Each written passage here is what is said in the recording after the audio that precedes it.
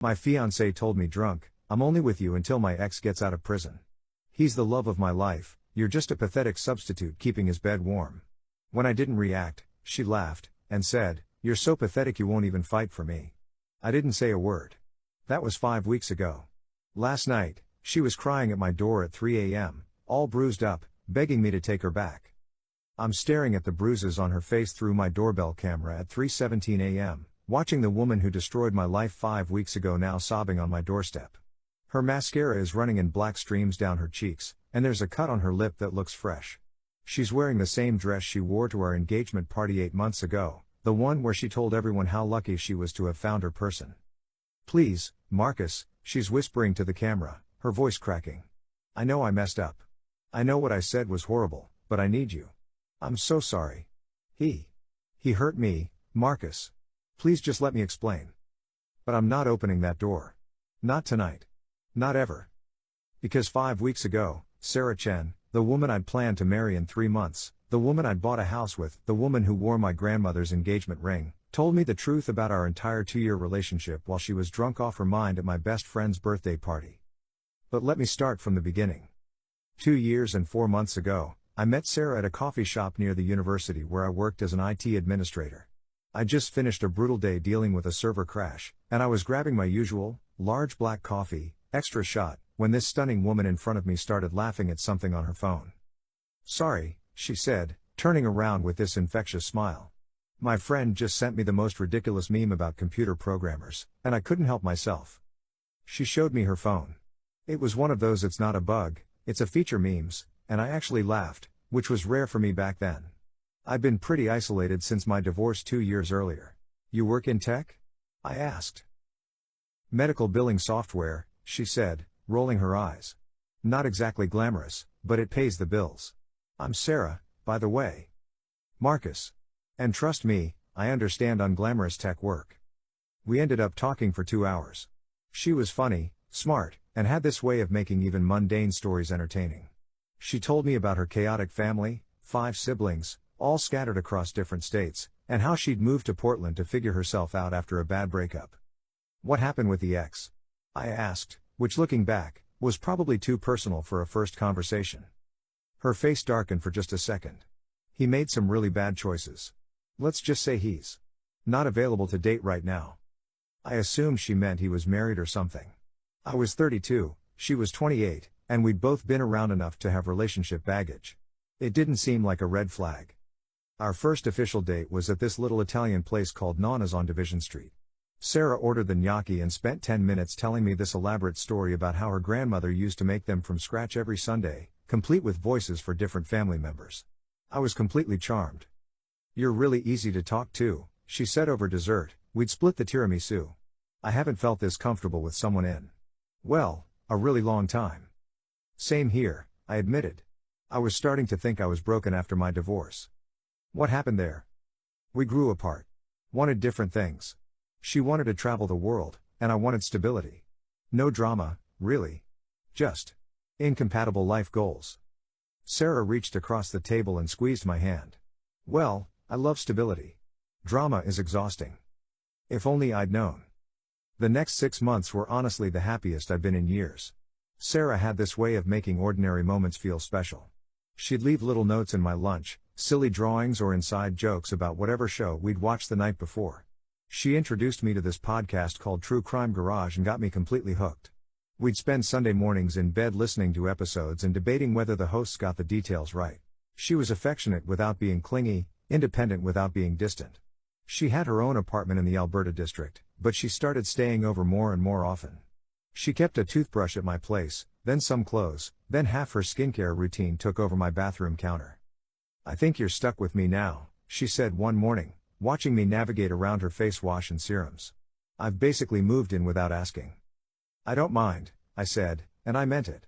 For the first time since my divorce, I could picture a future with someone. The only weird thing, and it seemed minor at the time, was how she never talked about her past relationships in detail.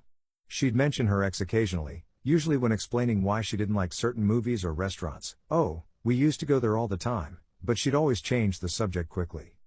"Are you in contact with any of your exes?" I asked her once, about 8 months in. "No," she said immediately. That guy was toxic. I learned my lesson about staying connected to people who are bad for you. She seemed genuinely disgusted by the idea, so I dropped it. Around our 1-year anniversary, we started talking about moving in together officially. Sarah's lease was up in 3 months, and my rental house had plenty of space. We spent a weekend looking at apartments just to see what was available, but we both kept coming back to the idea of her moving into my place. Are you sure? She asked. It's a big step. I'm sure, I said. I love having you around. The house feels empty when you're not there. That wasn't just romantic talk, it was true. Sarah had this energy that filled up spaces. She'd rearrange furniture to make rooms flow better, she'd put on music while doing dishes, she'd actually use the front porch I'd been ignoring for 3 years. She made my house feel like a home. Moving in together was seamless. We had the occasional disagreement, she liked the thermostat higher than I did, and she had way more kitchen gadgets than any human needed, but nothing serious. She paid her share of everything without me having to ask, she respected my need for quiet time to decompress after work, and she never made me feel bad about my boring routines. You're like a golden retriever, she told me one evening, watching me organize my tools in the garage for the 3rd time that month. Just happy to have your space organized and your people nearby. Is that a compliment? It's the highest compliment. Golden retrievers are the best dogs. We got engaged on a Tuesday. Not because it was a special date, but because we'd been talking about marriage for months, and I'd finally found the perfect ring, a vintage emerald cut that had belonged to my grandmother. I proposed in our kitchen while Sarah was making coffee, because that's where we'd had our best conversations and it felt right. Are you serious right now? She asked, staring at the ring box. Dead serious. Marry me, Sarah. She said yes while crying and laughing at the same time, and we called both our families that night. Her mom cried, my dad made jokes about me finally settling down again, and her youngest sister immediately started planning the bachelorette party. For 6 months, everything was perfect. We set a date, October 15th, a small ceremony at the Botanical Gardens. Sarah threw herself into wedding planning with the same enthusiasm she brought to everything else. She made spreadsheets for vendors, she researched photographers for weeks, she even learned to make our own invitations because it's more personal that way. I want everything to be perfect, she told me one night, surrounded by invitation samples and color swatches. This is the only wedding I'm ever having. I believed her completely. The first sign something was wrong came in early September, about 6 weeks before our wedding. Sarah got a call while we were watching a movie, and she stepped outside to take it. She was out there for nearly an hour. Everything okay? I asked when she came back in. Yeah, just family drama. My cousin's going through a divorce and needed to vent.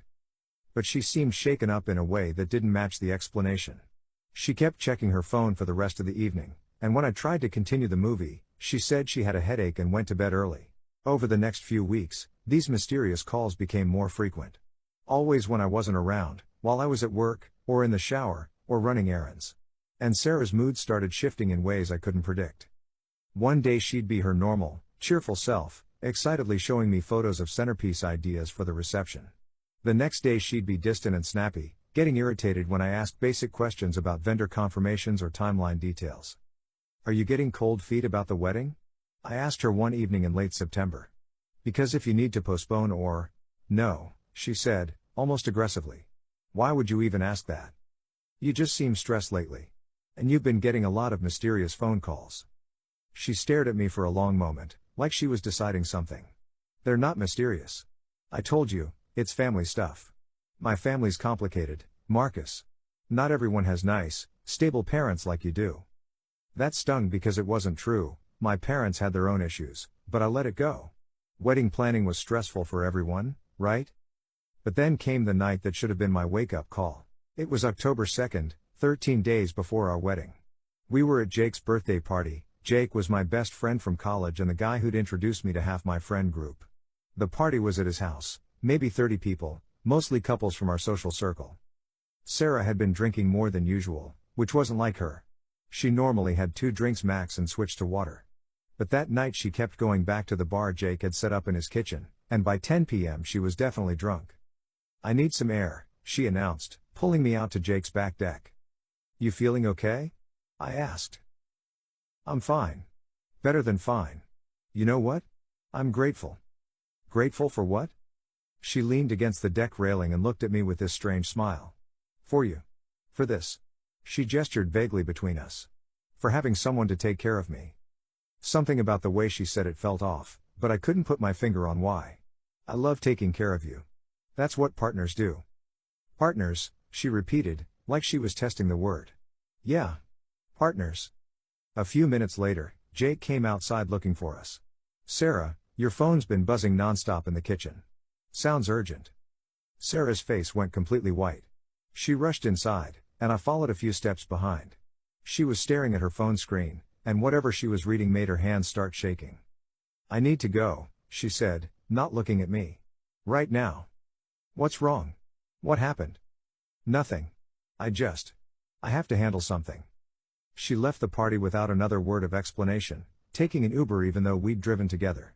I had to get a ride home from Jake, who spent the entire drive asking if Sarah and I were having problems. I don't know, I told him honestly. I really don't know.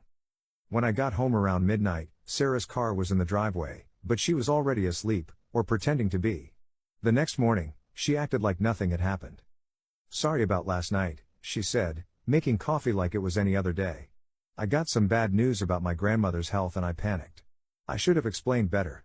But when I asked for details about her grandmother, her story kept changing. First it was a heart attack, then a stroke, then a fall. And when I suggested we visit her or send flowers, Sarah got defensive. She's not really the flowers type. And she lives in a really small town. It would be weird for you to show up. I'd been with Sarah for over a year and a half, and I'd never met any of her family. They all lived too far away or were dealing with their own stuff. At the time, I thought maybe her family was just difficult, some families are. But looking back, I realize I'd never even seen photos of most of them. The weird phone calls intensified. Sarah would get texts that made her face go pale, then she'd disappear for hours with vague explanations about errands or meeting friends I'd never heard of. 2 weeks before the wedding, I woke up at 2 a.m. and she wasn't in bed. I found her in the living room, sitting in the dark with her phone pressed to her ear. I can't do this anymore, she was whispering. It's too hard. When she saw me, she hung up immediately. Who was that? Wrong number. Someone kept calling. But I'd heard enough to know that wasn't true. Someone had answered, and she'd been having an actual conversation. Sarah, what's going on? Really? You've been acting strange for weeks. She looked at me for a long moment, and I thought she might finally tell me the truth. Instead, she burst into tears. I'm just scared, she sobbed. What if we're making a mistake? What if we're not compatible long term? What if I'm not good enough for you? I held her while she cried, telling her all the reassuring things you tell someone having pre-wedding anxiety. But even as I comforted her, I couldn't shake the feeling that her tears weren't really about cold feet. Jake's birthday party was October 20th, 5 days after our wedding date. We'd had to postpone the ceremony because Sarah's grandmother had taken a turn for the worse, and Sarah said she couldn't get married while dealing with a family crisis. I was disappointed but understanding. These things happen, and we could always reschedule for the spring. The party was supposed to be a casual get-together to celebrate Jake turning 35, but it turned into something of a commiseration party for me. Everyone knew about the postponed wedding, and I spent the first hour fielding sympathetic questions and assuring people that everything was fine between Sarah and me. Sarah had been acting more normal in the days since we'd postponed. Less mysterious phone calls, more engagement with wedding planning for the new date. I thought maybe whatever family crisis she'd been dealing with was resolving itself. But that night, she started drinking early and didn't stop. By 9 p.m., she was loud and giggly in a way that made me uncomfortable. By 10 p.m., she was having slurred conversations with people about topics that made no sense. By 11 p.m., I was ready to take her home. Sarah, maybe we should call it a night, I suggested, finding her in Jake's kitchen mixing what looked like her 7th or 8th drink. Don't be such a dad, she snapped. I'm having fun for the first time in weeks. I'm not trying to control you. I just think. You always think, Marcus. That's your problem. You think everything to death instead of just living. That hurt, because she'd never criticized me like that before. Sarah drunk was usually Sarah but more affectionate and silly, not Sarah but mean. I backed off and spent the next hour talking to other people, keeping an eye on her from across the room. She seemed to be arguing with someone on the phone again, standing in Jake's hallway with her finger pressed to her ear to block out the party noise. At 11:47 p.m., I remember the exact time because I checked my phone when it happened. Sarah found me on Jake's couch and sat down next to me with the kind of deliberate movement drunk people use when they're trying to appear sober. Marcus, she said, and something about her tone made my stomach drop. I need to tell you something. Okay. She looked me directly in the eyes, and what she said next will be burned into my memory forever. I'm only with you until my ex gets out of prison. He's the love of my life, you're just a pathetic substitute keeping his bed warm. I felt like I'd been punched in the chest. The noise of the party seemed to fade into background static, and I just stared at her, trying to process what she'd just said. What did you just say? You heard me. She was still looking right at me, and there was something almost curious in her expression, like she was conducting an experiment. Javier gets out in 3 months, and then I'm done playing house with you. I couldn't speak. I couldn't move. I felt like my entire understanding of reality had just shifted underneath me. Say something, she said after a few seconds of silence. But I couldn't. What do you say to something like that? How do you respond when the person you're supposed to marry in the spring tells you that your entire relationship has been a lie? When I didn't respond, Sarah laughed. Actually laughed. You're so pathetic you won't even fight for me, she said, shaking her head. I literally just told you I'm using you, and you're just sitting there like a kicked puppy. Javier would have thrown someone through a wall by now. That's when something clicked into place for me. Not anger, not yet. But a kind of cold clarity that cut through the shock. I stood up without saying a word and walked to the bathroom. I locked the door, pulled out my phone, and did something I'd never done before. I started recording a voice memo to myself. October 20th, 11:52 p.m., I whispered into my phone. Sarah just told me, and I quote, I'm only with you until my ex gets out of prison. He's the love of my life, you're just a pathetic substitute keeping his bed warm. When I didn't react, she said, you are so pathetic you won't even fight for me. She mentioned someone named Javier getting out in 3 months. I don't know why I did that. Maybe some part of my brain was already planning for what came next. When I came out of the bathroom, Sarah was exactly where I'd left her, now talking to Jake's girlfriend Emma like nothing had happened. Ready to go home? I asked, my voice surprisingly steady. Sure, Sarah said, like we just had a normal conversation about the weather. We drove home in complete silence. Sarah passed out in the passenger seat before we were even out of Jake's neighborhood. I kept glancing over at her, this person I'd thought I knew completely, wondering how long she'd been acting. When we got home, I helped her to bed. She mumbled something that sounded like love you as I pulled the covers over her, and I almost laughed at the absurdity of it. I spent that night in the guest room, staring at the ceiling and replaying every moment of our relationship, looking for signs I'd missed. The mysterious phone calls. The vague family stories. The way she'd never introduced me to anyone from her past. The postponed wedding. By morning, I'd made a decision. Sarah woke up the next day with no memory of what she'd said. She was hungover and apologetic, making me breakfast and asking if she'd embarrassed herself at the party. You had a lot to drink, I said carefully. Do you remember our conversation on the couch? She squinted at me, clearly trying to recall. We talked on the couch? About what? About your ex. My ex? She looked genuinely confused. Why would I bring him up? Either she was the world's best actress, or alcohol had completely wiped that memory from her brain. I decided to test it. You mentioned someone named Javier. I watched her face carefully. For just a split second, maybe half a second, her expression changed. Not confusion, but something closer to panic. Then it was gone. I don't know any Javier, she said, but she turned away from me to focus on flipping pancakes. You must have misheard me. That's when I knew she was lying. And that's when I decided to find out the truth. I started small. I knew Sarah's last relationship had ended badly, and she'd mentioned her ex making bad choices. If someone was in prison, there would be records. I began with Oregon's inmate search database. Sarah had lived in Portland for 3 years, so if she'd been involved with someone local, they might be in the state system. I searched Javier with different last names, common ones like Rodriguez, Martinez, Garcia. Nothing matched Sarah's timeline. Then I remembered she'd moved to Portland from somewhere else. She'd been vague about where exactly, usually just saying down south when anyone asked. I tried California's inmate database. Again, nothing obvious. But then I remembered something she'd said months earlier about missing real Mexican food. She'd mentioned a specific restaurant called El Corazon that had the best carnitas she'd ever had. I googled it. El Corazon had 3 locations, Los Angeles, Phoenix, and Las Vegas. I tried Nevada's inmate search. Javier Ruiz. Age 31. Incarcerated at High Desert State Prison. Conviction date, March 15, 2023. Charges, aggravated assault, domestic battery, violation of restraining order. Projected release date, January 20, 2025. 3 months from now. Exactly what Sarah had said. I stared at the screen for 10 minutes, reading and rereading the information. Domestic battery. Restraining order. Sarah had been in a relationship with someone who'd been convicted of hitting her. And she was planning to go back to him. I dug deeper. Court records in Clark County, Nevada showed a pattern that made my stomach turn. 3 domestic violence calls to Sarah's address in Las Vegas between 2022 and 2023. A restraining order filed in January 2023 after Javier had apparently broken into her apartment and threatened to kill her if she ever left him.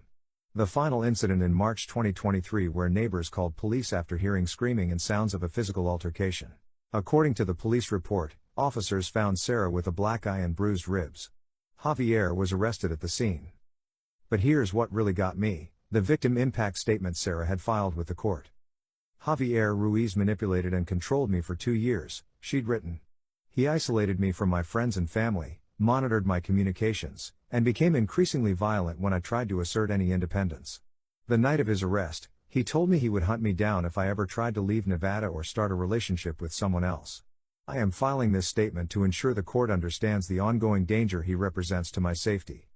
She'd moved to Portland 6 weeks after he was sentenced. I printed everything. Police reports, court filings, the restraining order, even news articles about the case. Apparently Javier had a history of domestic violence with previous girlfriends too. Then I did something that felt awful but necessary. I started monitoring Sarah's communications. I didn't hack her phone or anything dramatic. But I started paying attention to when she got texts, when she stepped outside for calls, when she was on her laptop late at night. And I bought a small recording device, the kind people use for lectures, and started keeping it in my pocket when we had conversations. I felt like a horrible person doing it, but I needed to understand what was really happening. It didn't take long to confirm my worst fears. On November 3rd, I came home early from work with a migraine and heard Sarah on the phone in our bedroom. The door was closed, but I could hear her voice through it. I know, baby. I miss you too. It's only a few more months. I pressed my ear to the door, my heart hammering. Marcus? He's fine. He doesn't suspect anything. He's too trusting for his own good. There was a pause while whoever she was talking to responded. Of course I don't love him, Sarah said, and her voice was colder than I'd ever heard it. He's nice and stable and he pays half my bills. That's it. You know you're the only one I've ever really loved. Another pause. I bought a burner phone like you said. This is the last time I'm calling from my regular number. From now on, we only talk on the burner, and I keep it hidden. I backed away from the door as quietly as possible and left the house. I sat in my car in the driveway for 20 minutes, trying to process what I'd just heard. When I came back inside, Sarah was in the kitchen starting dinner like nothing had happened. Hey baby, she said, giving me a kiss on the cheek. How was work? Fine, I managed. Just fine. That night, I started planning. I could have confronted Sarah immediately, but something stopped me. Maybe it was the lawyer's instinct I developed during my divorce, or maybe it was just self-preservation, but I realized I needed more than just overheard phone conversations. Sarah was planning to leave me for someone who'd been convicted of domestic violence. Someone who'd threatened to hunt her down. Someone who, according to the court records, had put her in the hospital. And she was doing it with my money, in my house, while wearing my grandmother's ring. I started documenting everything. I found the burner phone 3 days later. Sarah thought she was being clever, hiding it in a shoebox in our guest room closet, but I'd been systematically searching the house while she was at work. It was a basic flip phone, and she'd been texting someone saved as Jay almost daily.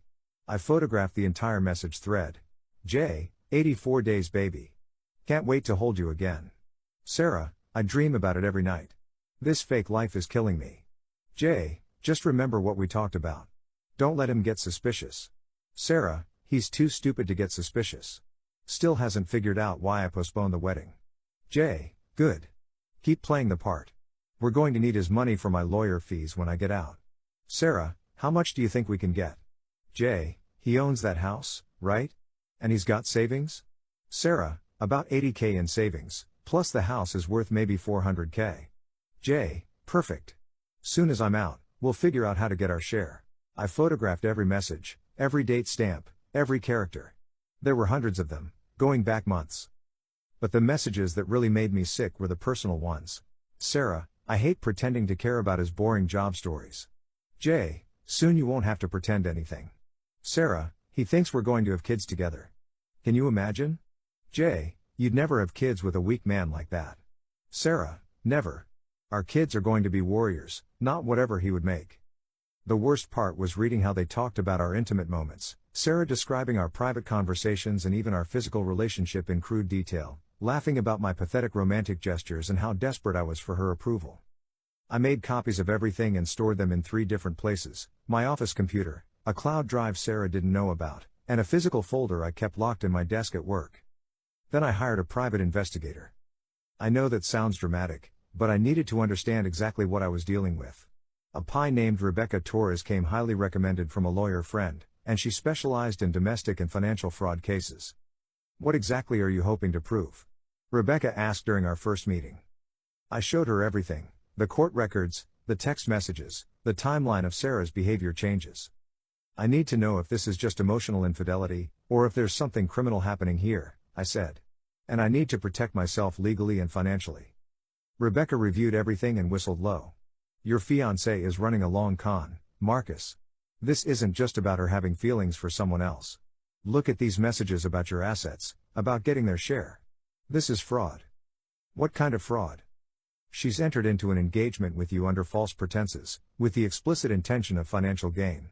Depending on what she actually does with your money or property, we could be looking at theft, identity fraud, maybe even racketeering if this is part of a pattern. That was a sobering thought. What do you recommend? Keep documenting everything. Don't confront her yet, let her keep digging her own hole. And start protecting your assets immediately. If she has access to any of your accounts, change that access. If you have joint accounts, we need to document the balances and her activity. I followed Rebecca's advice. I started checking our joint checking account daily, and sure enough, Sarah had been making small withdrawals, $200 here, $150 there, that she'd never mentioned. When I asked about them, she had explanations that sounded reasonable: work lunch with a client, gift for her sister's birthday, car repair. But Rebecca had warned me that small, consistent withdrawals were a common pattern in financial fraud cases. They're conditioning you to not question money disappearing, she explained. By the time they make the big withdrawal, you're used to not tracking every penny. I also discovered that Sarah had been researching divorce law in Oregon. Her browser history, which she thought she'd deleted, included searches for how is property divided in Oregon divorce. Can you get alimony from broken engagement, and what happens to engagement ring if wedding cancelled? She was planning our breakup before we'd even had it. But the discovery that really shook me came when Rebecca ran a full background check on Sarah. It turned out Sarah Chen wasn't even her real name. Her legal name was Sarah Elizabeth Kowalski. She'd been born in Michigan, not California like she'd told me. And this wasn't her first time doing this. Between 2019 and 2022, she'd been engaged twice. Once to a man named David Park in Seattle, once to someone named Richard Chen in Las Vegas, which explained where she'd gotten the name Chen from. Both engagements had ended abruptly, right around the time she'd started having family emergencies. Both men had filed police reports claiming she'd stolen money from them before disappearing. David Park had lost $12,000 from their joint account. Richard Chen had lost $8,000 plus a car she'd convinced him to put in both their names.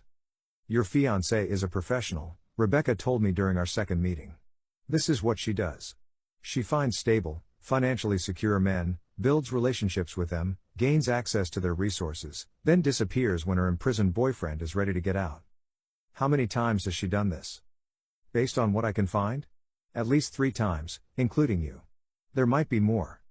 That night, I sat in my office at home, staring at photos from our engagement party. Sarah looked so happy in them, so genuinely excited. Her acting skills were incredible. But I still wasn't ready to confront her.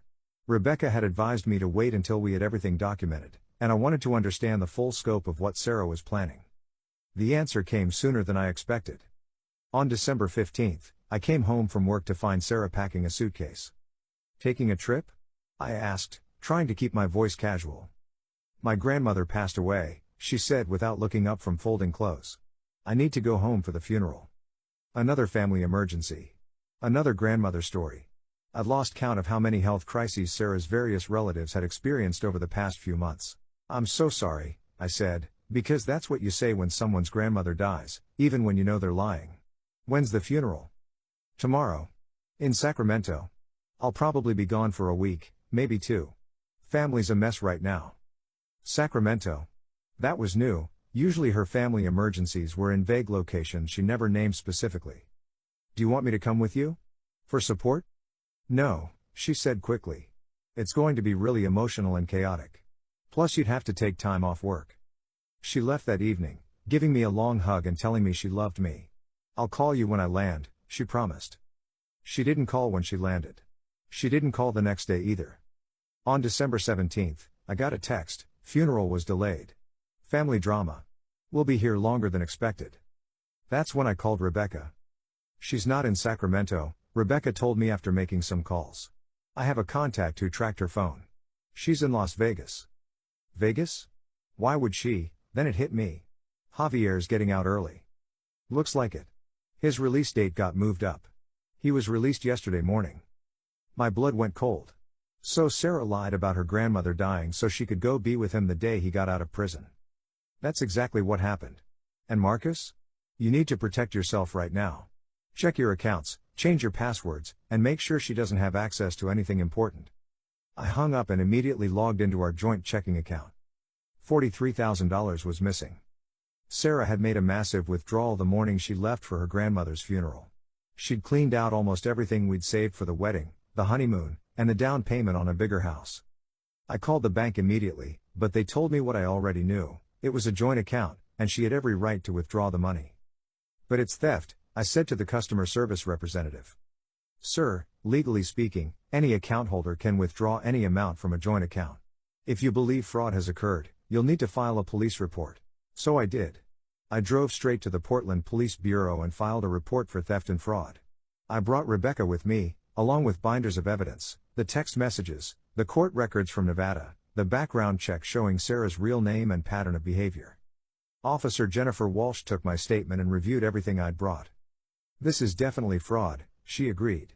But it's going to be complicated to prosecute because she did technically have legal access to that joint account. What about the identity fraud? She's been using a fake name. That's more promising, Officer Walsh said. And the pattern of behavior with previous victims strengthens the case significantly. We'll need to contact the other victims and coordinate with Nevada authorities. What happens now? We investigate. It might take some time, but based on what you've shown me, there are definitely criminal charges we can pursue. I left the police station feeling simultaneously vindicated and devastated. I'd been right about Sarah, but being right didn't make the betrayal hurt any less. That night, Sarah called me for the first time since she'd left. Hey baby, she said, and her voice sounded different. Happier. More relaxed than I'd heard her in months. How are you holding up without me? I'm managing, I said carefully. How's the family stuff going? Oh, you know. Lots of crying, lots of drama. Funerals are never easy. I'm sure. When do you think you'll be home? There was a pause. A long pause. Actually, that's kind of why I'm calling. There's been a complication. Here it comes, I thought. My aunt, she's elderly and she doesn't have anyone else. She's asked me to stay and help her get things settled. My grandmother left behind a lot of legal stuff that needs sorting out. How long are we talking about? Maybe a few more weeks? I know it's not ideal with the holidays coming up, but family has to come first, right? Right, I said. Family first.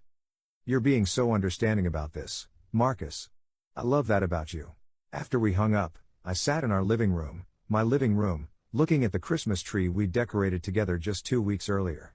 Half the ornaments were ones Sarah had picked out, including our first Christmas engaged ornament she'd been so excited about. I took it off the tree and threw it away. On December 22nd, I got another text from Sarah, Aunt's situation more complicated than expected. Going to be here through New Year's. So sorry baby. Miss you so much. That same day, Rebecca called with an update. Your Sarah's been busy in Vegas, she said. She and Javier rented an apartment together on December 16th, the day after she left Portland. She's been posting photos on a social media account you don't know about, showing off expensive dinners and shopping trips. Shopping trips paid for with my money. Exactly. And Marcus? There's something else.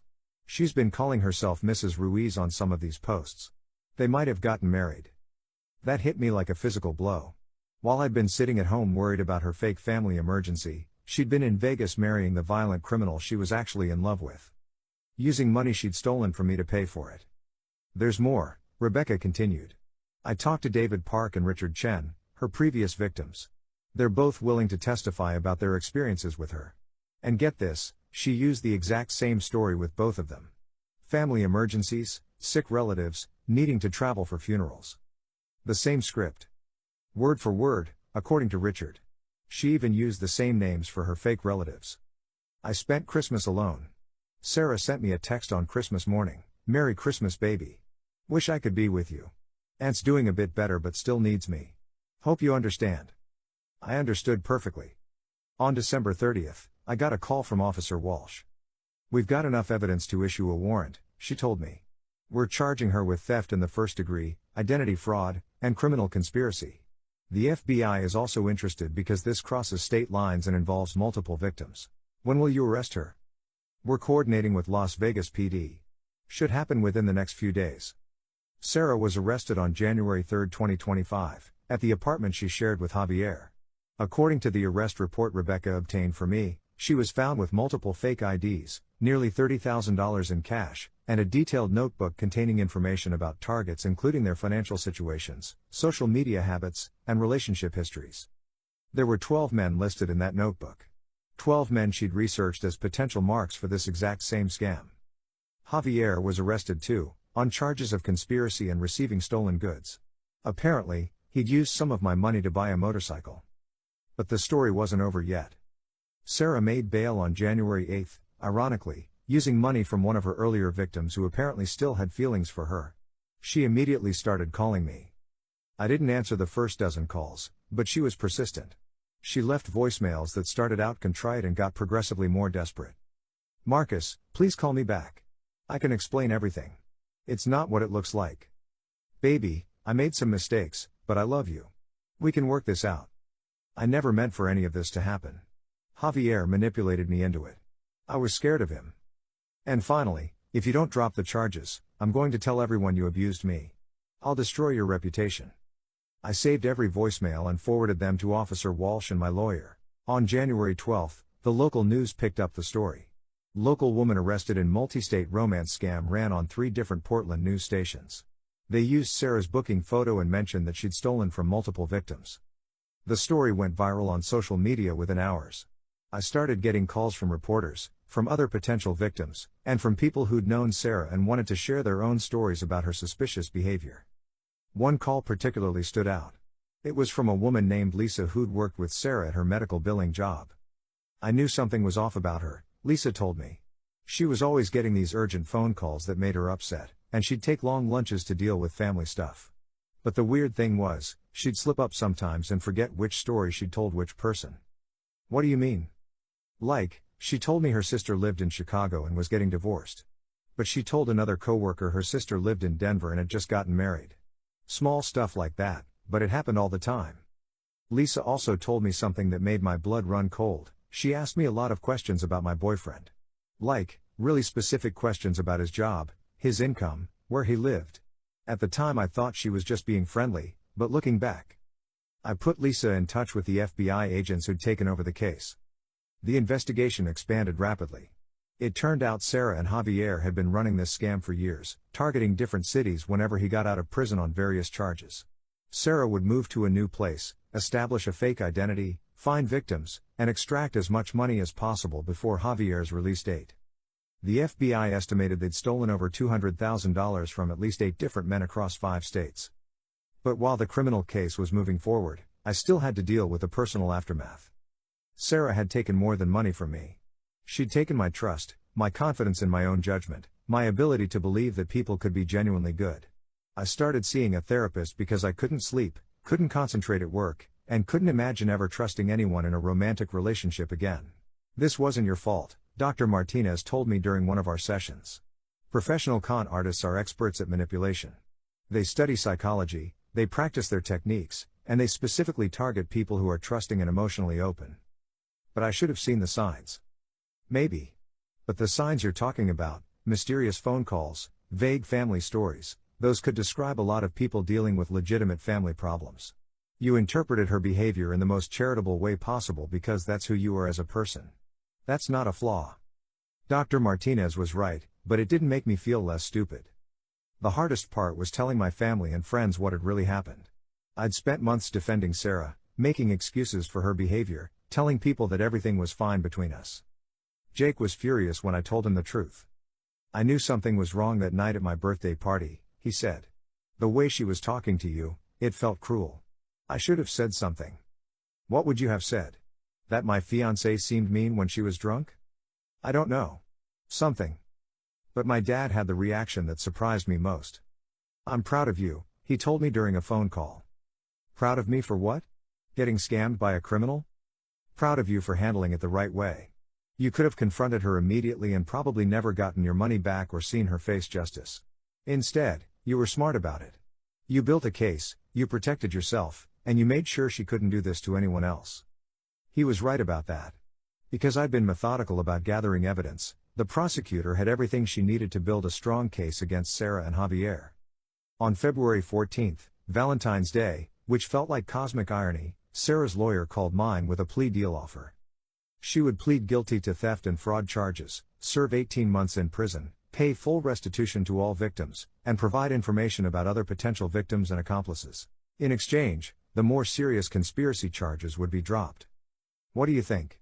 My lawyer asked. I thought about it for a week. Part of me wanted her to face the maximum penalties for what she'd done. But another part of me just wanted it to be over. Will the restitution actually get me my money back? Eventually, yes. She'll be required to pay you back over time, and if she doesn't, she goes back to prison. And the information about other victims? Could help a lot of people get justice. I told him to accept the deal.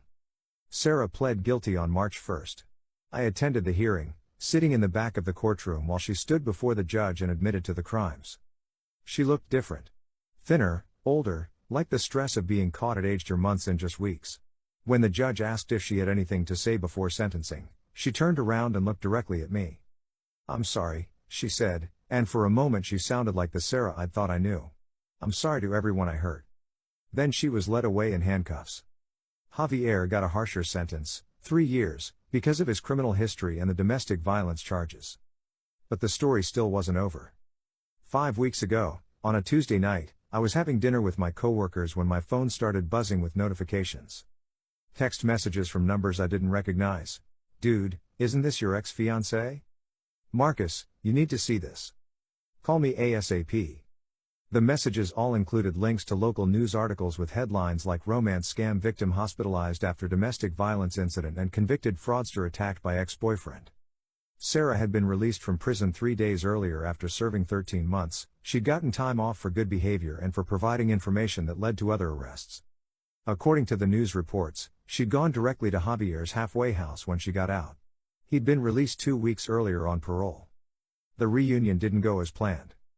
Javier had apparently been angry about Sarah's plea deal, claiming she'd betrayed him by cooperating with prosecutors. When she showed up at his halfway house, they'd gotten into an argument that escalated into violence. A neighbor called police after hearing screaming and sounds of someone being thrown against walls. They found Sarah unconscious in the parking lot with a concussion, broken ribs, and extensive bruising. Javier was arrested for parole violation and assault. He was back in prison within hours of attacking her. Sarah spent 4 days in the hospital and was released with nowhere to go. The halfway house wouldn't take her because of the incident. Her family had apparently cut her off completely, and she had no money. She'd been making restitution payments from her prison job, so any savings she might have had were gone. I felt nothing. No satisfaction that she'd been hurt, no pity for her situation. Just a kind of detached interest in how the story was ending. I didn't expect her to show up at my door. But last night, at 3:17 a.m., my doorbell camera started recording the woman who'd destroyed my life, now broken and desperate and asking for help. Marcus, please, she was saying to the camera. I know what I did was unforgivable, but I have nowhere else to go. I'm not the same person I was. Prison changed me. I see how wrong I was, how much I hurt you. She was crying, but I'd seen Sarah cry before when she wanted something. I'll do anything to make it right. I'll pay you back every penny, I'll work for you, I'll be your servant if that's what it takes. Just please don't leave me out here. Javier said he's going to find me when he gets out again. I'm scared, Marcus. I'm so scared. I watched her through the camera for almost an hour. She sat on my front steps, sometimes crying, sometimes just staring at the door like she could will me to open it. At 4:23 a.m., a police car pulled up. Someone, probably a neighbor, had called about a suspicious person on my property. I watched through the camera as the officers approached Sarah and asked for ID. I watched her explain who she was and why she was there. I watched one of the officers walk up to my door. I didn't answer. After a few minutes, they helped Sarah to her feet and drove her to a women's shelter downtown. She hasn't been back since, but she's been calling. 6 calls yesterday, 4 more this morning. I'm not answering, and I've blocked her number, but she keeps calling from different phones. It's been 5 weeks since Sarah showed up at my door, and I'm finally ready to tell this story because I think I've learned something important about justice, forgiveness, and moving on. Sarah stole $43,000 from me, but I got most of it back through restitution payments and insurance. She stole 2 years of my life, but those weren't entirely wasted. I learned things about myself and about relationships that I might never have learned otherwise. She made me question my ability to judge people, but therapy helped me understand that being trusting isn't the same as being stupid. The hardest thing she stole was my faith in love. For months after her arrest, I couldn't imagine ever being vulnerable with someone again. But time and therapy have helped me realize that what Sarah and I had wasn't love, at least not on her side. It was a performance, a business transaction disguised as a relationship. Real love doesn't lie. Real love doesn't steal. Real love doesn't keep one foot out the door while planning its exit strategy. I'm dating again now. Slowly, carefully, but I'm trying. Her name is Amanda, she's a librarian, and she thinks my story about Sarah is both fascinating and horrible. She's patient with my trust issues and doesn't mind that I ask probably too many questions about her past. She understands that I need transparency in a way that most people don't. Trust is earned, she told me on our 4th date. You're not wrong to want to see evidence before you give it. Amanda has introduced me to her family, her coworkers, her college roommate. She's shown me photos from her childhood, taken me to her hometown, let me meet her grandmother. She understands that these things matter to me now in a way they didn't before Sarah. As for Sarah herself, I've heard through mutual acquaintances that she's been staying at various shelters and halfway houses around Portland. Someone told me she's been trying to contact some of her other victims, but most of them have moved on with their lives and aren't interested in rehashing the past. She sent me a letter 2 weeks ago through her parole officer. It was 5 pages long, handwritten, and filled with apologies and explanations. She claimed she'd been manipulated by Javier from the beginning, that she'd never intended to hurt anyone, that she was a different person now. I read it once and threw it away. Because here's what I've realized, it doesn't matter if Sarah has genuinely changed or if she's running another long con. It doesn't matter if her remorse is real or if she's just sorry she got caught. It doesn't even matter that she's suffering now after years of making other people suffer. What matters is that I don't owe her forgiveness. I don't owe her a second chance. I don't owe her anything. Forgiveness, I've learned, isn't about the person who hurt you. It's about freeing yourself from carrying their burden. And I've forgiven Sarah, not because she deserves it, but because I deserve peace. But forgiveness doesn't mean reconciliation. It doesn't mean trust. It doesn't mean opening my door at 3 a.m. when someone who destroyed my life shows up asking for help. Sometimes the most powerful thing you can do is nothing at all. The night Sarah appeared on my doorstep, broken and desperate, I could have let her in. I could have offered her a place to stay, helped her get back on her feet, tried to rebuild something from the wreckage of our relationship. But I didn't. And I'm proud of that choice. Because some bridges are meant to be burned. Some doors are meant to stay closed. And some people, no matter how much they claim to have changed, don't deserve a place in your life. Sarah chose Javier over me when she thought he was her meal ticket. She chose crime over honesty when she thought she could get away with it. She chose to see me as a mark instead of a person when she thought it would benefit her. Those were her choices, and she has to live with the consequences. My choice is to build a life without her in it. A life based on honesty, mutual respect, and genuine love. A life where I'm valued for who I am, not what I can provide. A life where I'm nobody's substitute. 3 days ago, Amanda and I adopted a golden retriever puppy. We named him Murphy, and he's currently destroying my favorite pair of shoes while somehow still being the best thing that's happened to me in years. See? Amanda said, watching Murphy try to carry a tennis ball that's too big for his mouth. Golden retrievers really are the best dogs. She's right. And I think I'm finally ready to be someone's favorite person instead of someone's backup plan.